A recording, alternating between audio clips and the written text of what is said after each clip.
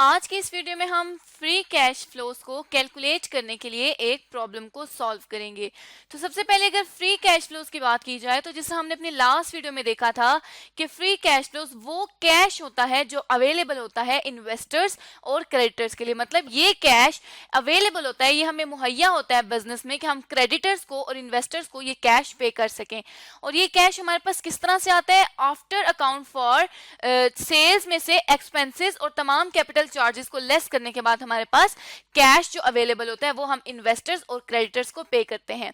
अब जैसे हमने अपनी लास्ट वीडियो में देखा था कि इन्वेस्टर्स वो लोग होते हैं जिन्होंने जिनका कंपनी में शेयर होता है, जिन्होंने कंपनी में फंड इन्वेस्ट किया होता है, वो शेयर होल्डर लोग होते हैं। और जो क्रेडिटर्स होते हैं वो लोग होते हैं जिन्होंने कंपनी को डेट दिया होता है। इन्हें हम जिन्होंने कंपनी को डेट दिया होता है, जिस तरह लाइक जिनके पास डिबेंचर्स होते हैं या फिर जिनसे कंपनी ने क्रेडिट परचेजेस की होती हैं। तो इन लोगों को पे करने के लिए जितना कैश अवेलेबल होता है उसे हम कहते हैं फ्री कैश फ्लोज। तो अब हमने जैसा लास्ट वीडियो में देखा था कि फ्री कैश फ्लोज हम किस तरह फाइंड करते हैं। फ्री कैश फ्लोज हम इस तरह फाइंड करते हैं कि सेल्स रेवेन्यू में से ऑपरेटिंग एक्सपेंसेस और टैक्सेस दोनों को लेस करते हैं।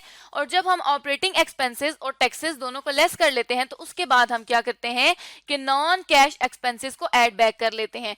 और हमने बात की थी कि नॉन कैश एक्सपेंसेस में हमारे पास डेप्रिसिएशन और एमोर्टाइजेशन आती है।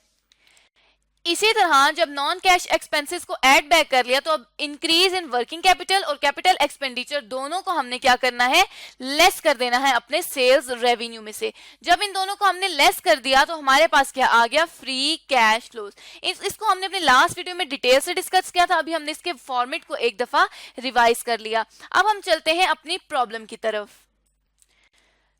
तो यहाँ प्रॉब्लम है हमारे पास जेजे लिमिटेड कंपनी की और उनकी रिक्वायरमेंट क्या है कि कैलकुलेट किए जाएं free cash flows for JJ company. JJ company के लिए फ्री कैश फ्लोज को फाइंड करना है हमने।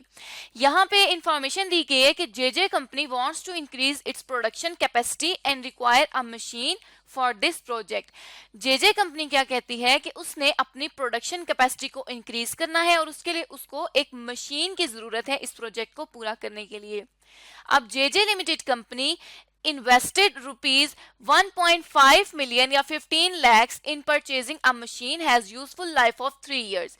जेजे कंपनी ने इन्वेस्ट किया 15 लाख रुपया एक मशीन खरीदने के लिए जिसकी यूजफुल लाइफ थी 3 साल।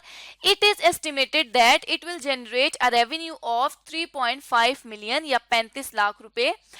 ये एस्टिमेट किया जाता है, अंदाजन जो जेजे कंपनी है वो रेवेन्यू जो जनरेट करेगी वो होगा 35 लाख रुपए का ईयर 1 के लिए एंड विल ग्रो 5%। और वो जो रेवेन्यू 35 लाख रुपए का है वो 5% इंक्रीज कर जाएगा फॉर ईयर 2 दूसरे साल में और 10% इंक्रीज कर जाएगा ईयर 3 में। Further it is assume that इसके अलावा ये एज्यूम किया जाता है, अंदाजा लगाया जाता है that operating expenses of 1 million के जो ऑपरेटिंग एक्सपेंसेस हैं वो 10 लाख रुपए के होंगे, will remain constant for 2 years. अब ये 10 लाख रुपए के एक्सपेंसेस हैं ये कांस्टेंट रहेंगे 2 सालों के लिए। अब तीसरे साल में क्या होगा? तीसरे साल के लिए इंफॉर्मेशन है कि फॉर ईयर 3 तीसरे साल के लिए ऑपरेटिंग एक्सपेंसेस जो हैं वो राइज कर जाएंगे 1.2 मिलियन या 12 लाख रुपए पे। पहले 10 लाख रुपए के थे ऑपरेटिंग एक्सपेंसेस, अब 12 लाख के हो गए। Depreciation of 200,000 is included in operating expenses. ये जो ऑपरेटिंग एक्सपेंसेस 10 लाख के हैं और यहाँ पे जो ऑपरेटिंग एक्सपेंसेस 12 लाख के हैं इसमें 2 लाख रुपए की जो है वो डेप्रिसिएशन है। उसके बाद working capital of rupees 1 lakh incurred in year 2। Working capital जो इस्तेमाल होगा बिजनेस में वो होगा 1 लाख रुपए का और दूसरे साल में होगा। Scrap value at the end of the year 3 is 50,000। जो 3 साल इस मशीन को इस्तेमाल करने के बाद उसकी जो वैल्यू बच जाएगी तीसरे साल में वो होगी 50,000 रुपए। इसी तरह amortisation of 1,50,000 of research and development is included in operating expense of year 3।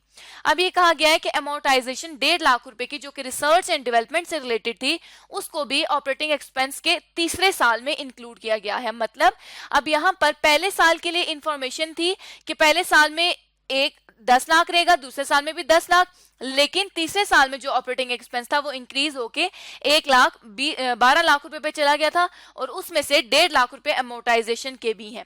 Ignore करनी है tax, ignore tax in all it's calculation, ignore करना है टैक्स को तमाम कैलकुलेशन में। तो यहाँ पे अब हम अपने सोल्यूशन को स्टार्ट करते हैं।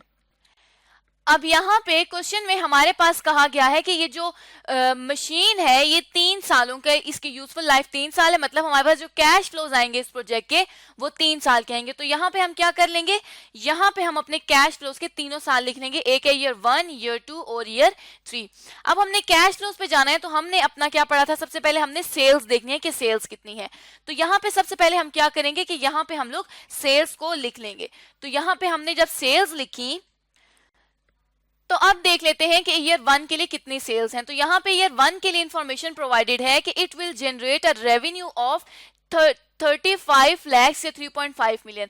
तो हमें पता चल गया कि पहले साल की जो सेल्स रेवेन्यू है वो है 35 लाख रुपए का, और पहले साल के सेल्स रेवेन्यू के लिए यहाँ पे और कोई इंफॉर्मेशन प्रोवाइड नहीं है। तो हम यहाँ क्या करेंगे, यहाँ पे हम 3.5 मिलियन को इसी तरह लिख देंगे।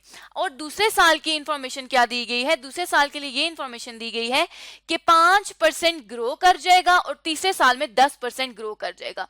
तो यहाँ आप 5% हम किस तरह ग्रो करेंगे कि ये जो 35 लाख रुपए है इसको मल्टीप्लाई कर देंगे 1.05 से, जो कि 5% हो जाएगा।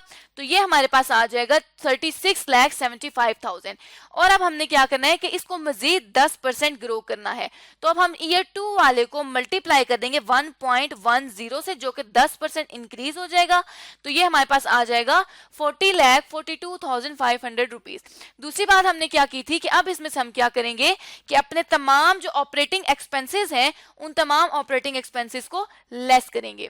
तो ऑपरेटिंग एक्सपेंसेस, हमें ऑपरेटिंग एक्सपेंसेस के लिए क्या इंफॉर्मेशन दी गई थी कि हमने जो ऑपरेटिंग एक्सपेंसेस किए हैं जेजे कंपनी, वो किए हैं 10 लाख रुपए के, जो 2 साल के लिए कांस्टेंट रहेंगे। मतलब ईयर 1 के लिए भी ऑपरेटिंग एक्सपेंसेस कितने रहेंगे, 10 लाख रुपए, और ईयर 2 के लिए भी ऑपरेटिंग एक्सपेंसेस जो रहेंगे वो रहेंगे 10 लाख रुपए।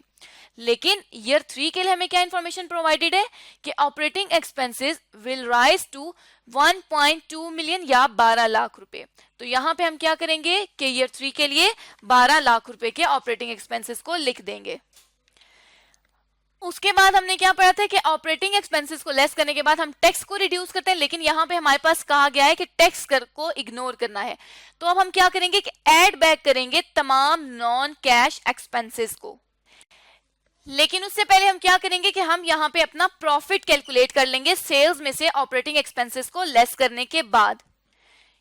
क्योंकि अब हमने यहाँ पे टैक्स को इग्नोर करना है, तो यही हमारा net operating profit after tax, जिसे हम कहते हैं नो पैट, ये हमारे पास नो पैट आ जाएगा। और यहाँ पे क्या होगा कि अब हमने सेल्स में से लेस कर देना है अपने ऑपरेटिंग एक्सपेंसेस को। तो ईयर 1 के लिए जो हमारे पास net operating profit after tax आ गया वो आ गया 25 लाख रुपीस का। इसी तरह हम ईयर 2 के लिए भी कैलकुलेट कर लेंगे। तो यहाँ पे अब हमारे पास ये 1, 2, 3 तीनों सालों के लिए net operating profit after tax आ गया।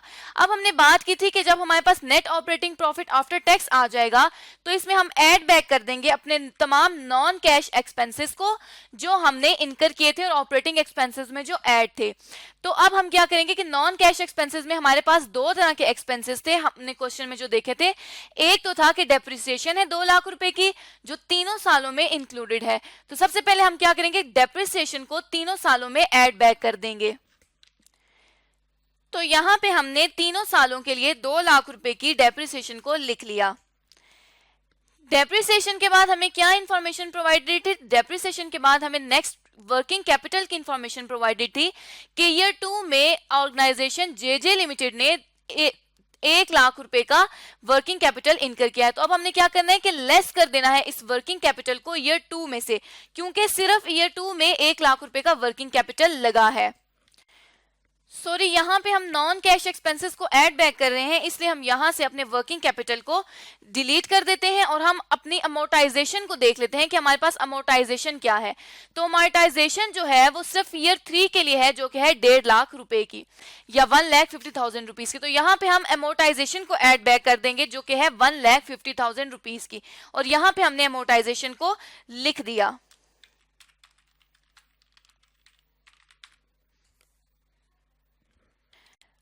उसके बाद नेक्स्ट हमें क्या इंफॉर्मेशन प्रोवाइडेड है, हमें अब दो चीजें रह गई हमारे पास, एक वर्किंग कैपिटल रह गया है और एक हमारे पास स्क्रैप वैल्यू रह गई है। तो अब यहाँ पे जो वर्किंग कैपिटल की इंफॉर्मेशन है वो है कि 1 लाख रुपए का वर्किंग कैपिटल ईयर 2 में इनकर किया है। तो अब हम क्या करेंगे कि लेस कर देंगे अपने वर्किंग कैपिटल को।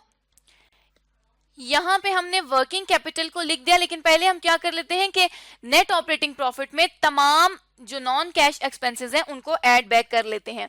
तो यहाँ पे नेट ऑपरेटिंग प्रॉफिट था 225 लाख रुपीस का, इसमें हमने प्लस कर दिया डेप्रिसिएशन को, तो ये हमारे पास आ गया 27 लाख रुपए का net operating profit after adding non cash expenses.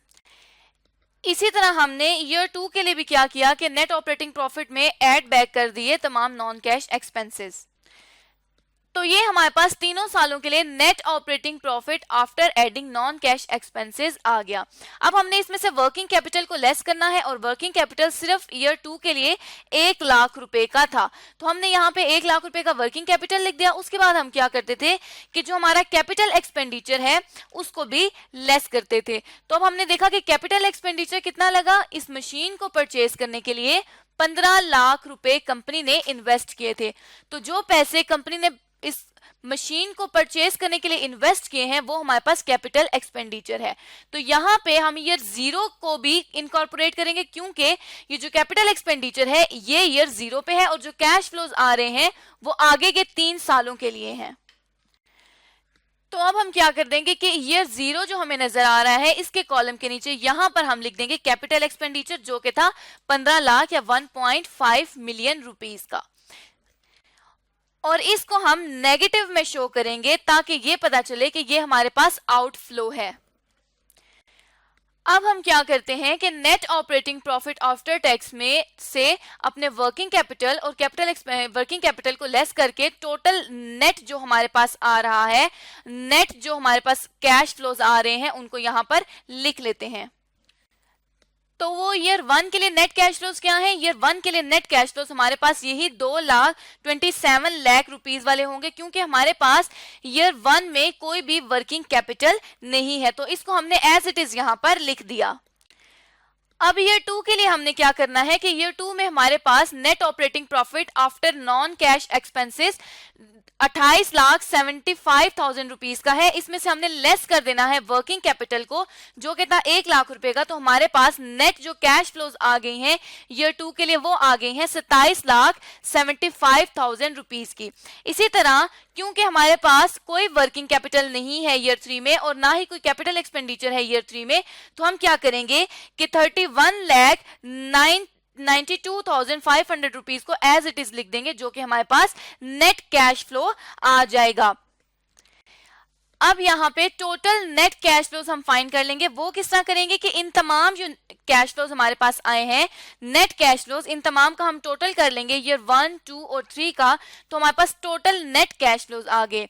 अब हम फ्री कैश फ्लोज के लिए क्या करेंगे कि फ्री कैश फ्लोज निकालने के लिए हम कैपिटल एक्सपेंडिचर को इन तमाम कैश फ्लोज में से लेस कर देंगे। तो यहाँ पे हमारे पास ये जो टोटल नेट कैश फ्लोज हैं इसमें से जब हमने 15 लाख रुपीस को लेस किया तो ये हमारे पास आ गया जो नेट फ्री कैश फ्लोज आ गए, ये आगे 71,67,500 रुपीस को। इसको हमने कलर इसलिए कर दिया क्योंकि हमारे पास ये रिक्वायरमेंट पूरी हो गई, हमने फ्री कैश फ्लोज को फाइंड कर लिया। तो इस तरह से हमने देखा कि सेल्स में से ऑपरेटिंग एक्सपेंसेस को लेस करने के बाद हमारे पास net operating profit after tax आया, उसमें हमने अपने तमाम नॉन कैश एक्सपेंसेस को ऐड किया और लेस किया वर्किंग कैपिटल और कैपिटल एक्सपेंडिचर को। तो हमारे पास जो फ्री कैश फ्लो आया जेजे कंपनी के लिए वो आ गया 71,67,500 रुपीस का। तो यहाँ पे ये जो फ्री कैश फ्लोज हैं ये पॉजिटिव कैश फ्लोज हैं, तो इसका मतलब है कि ऑर्गेनाइजेशन या जेजे कंपनी जो है अगर वो 15 लाख रुपए मशीन पे इन्वेस्ट करती है तो उसको प्रॉफिट होगा, उसको ये प्रोजेक्ट कर लेना चाहिए। तो इस तरह से हमने आज की इस वीडियो में फ्री कैश फ्लो के थ्रू अपने प्रोजेक्ट को देखा कि जेजे कंपनी को प्रोजेक्ट एक्सेप्ट करना चाहिए या नहीं करना चाहिए।